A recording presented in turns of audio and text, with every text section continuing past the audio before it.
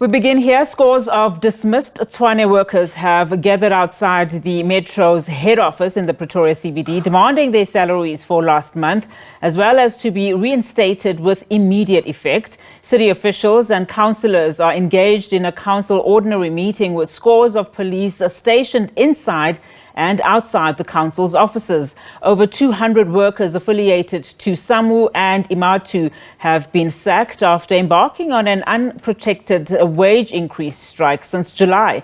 Now let's discuss the impact of this on service delivery. We're now joined by political analyst, Prof André Duvenhage. Prof, thank you so much for your time this afternoon.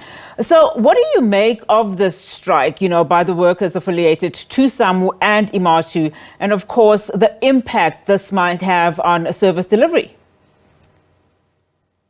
Good afternoon, Unati. I would like to start to give you three contextual perspectives and then answer you in a direct way.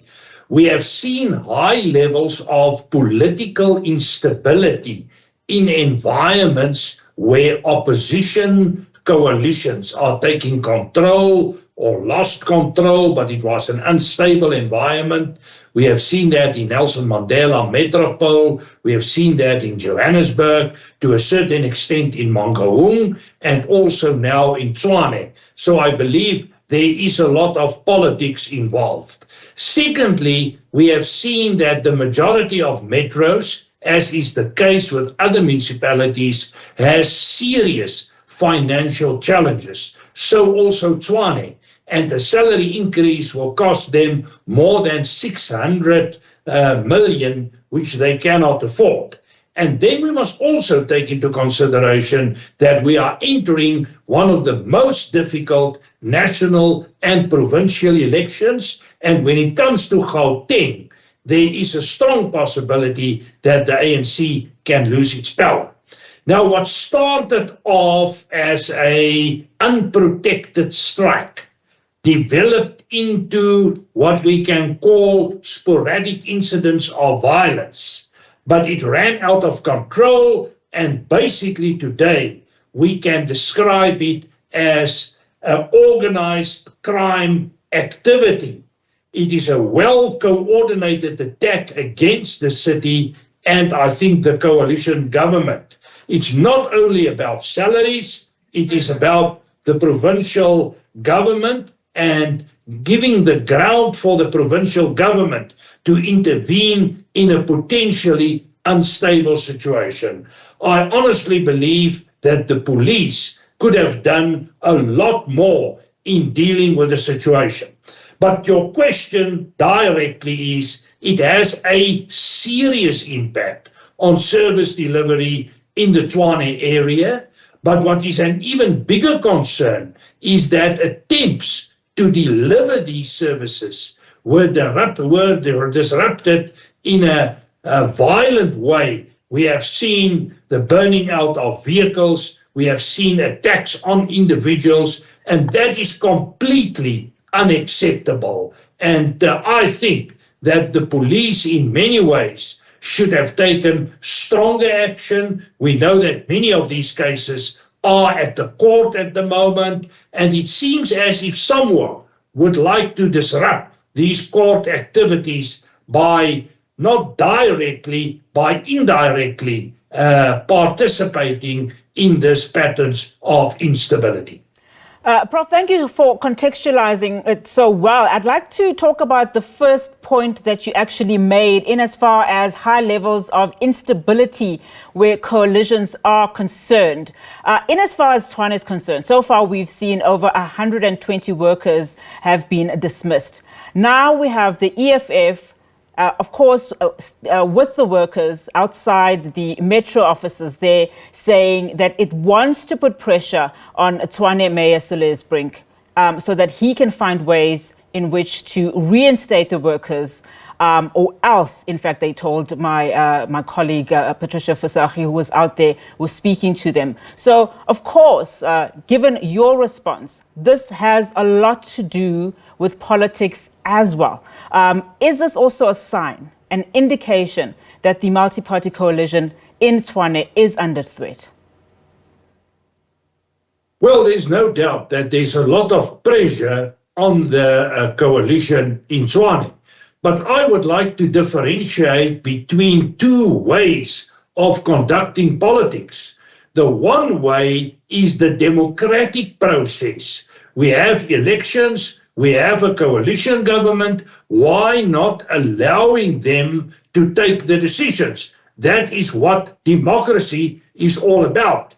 Now we are getting the other line of politics, and that is the revolutionary process, sometimes described as explosions of violence. And that is what we are seeing.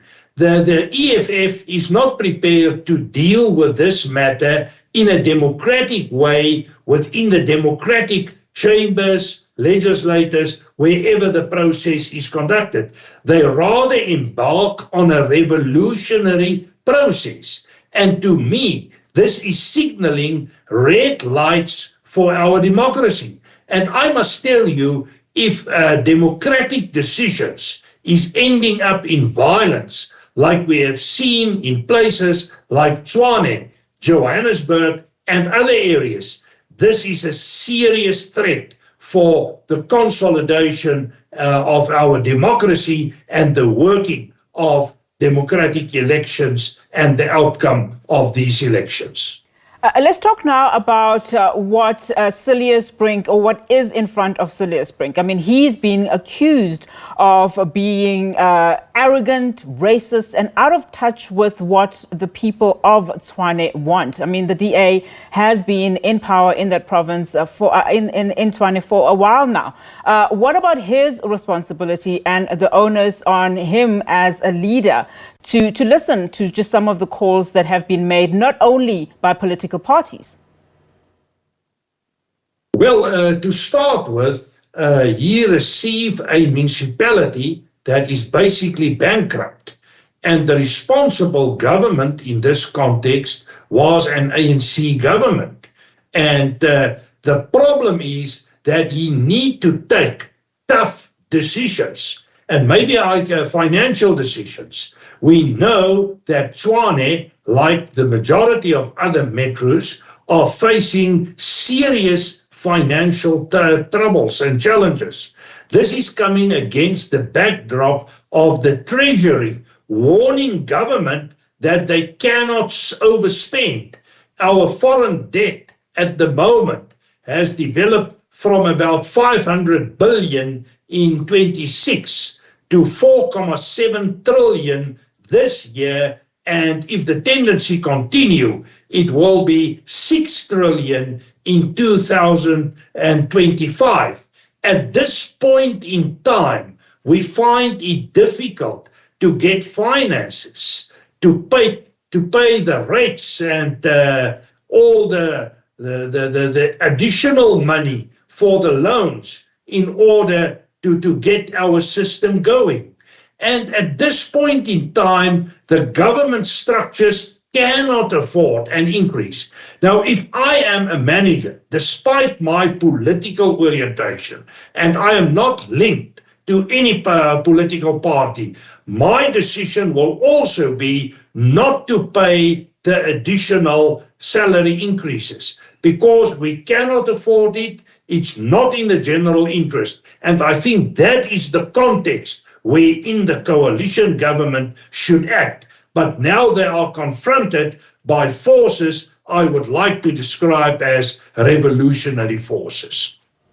Professor Duvenhage, thank you so much for your time. Let's leave it there for this afternoon. Political analyst Professor André Duvenhage there, of course, just also reiterating and confirming that the municipal workers' strike in Tshwane that we are currently seeing is no longer just a labor dispute.